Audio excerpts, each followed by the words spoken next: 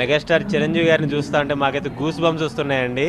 ఈ 70 ఇయర్స్ ఏజ్లో ఆయన లుక్స్ చూస్తూ ఉంటే ఏంటి బాస్ అంటే ఈయనే కదా అన్నట్లుంది.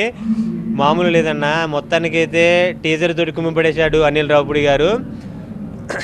జాన్ 12 వస్తున్నాం సినిమా మాత్రం అదో లెవెల్లో ఉంటుంది. దాని కథ మాత్రం 12వ తారీఖు విజృంభణ సృష్టించబోతున్నాం.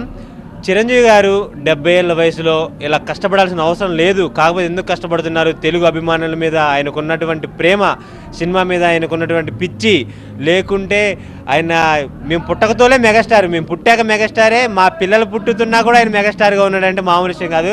ఫస్ట్ జనరేషన్ ఎన్టీ రామారావు గారు, సెకండ్ జనరేషన్ చిరంజీవి గారు, మూడో జనరేషన్లో కూడా ఆయన నడిపిస్తున్నారంటే మామూలు వారు కాదండి చిరంజీవి గారు. మొత్తానికి అయితే ఒక్కటే చెప్తున్నాను, చిరంజీవి గారి ఇంట్లో ఎంతమంది స్టార్లు ఉన్నా కానీ ఆయన ఎందుకు నటిస్తున్నాడంటే అది మన ఒక్కల కోసమే.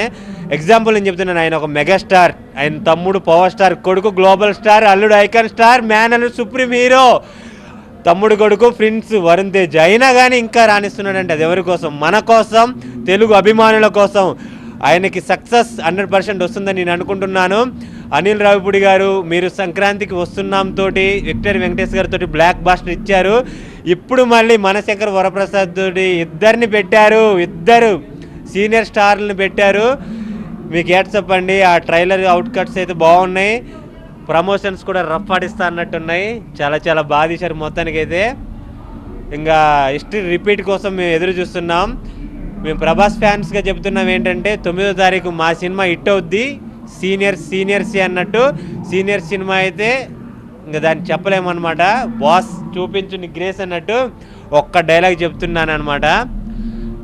మొక్కే కదని పీకేస్తే పీక కోస్తా అన్నట్టు అలా ఉంది. లుక్స్ అయితే బాగున్నాయి.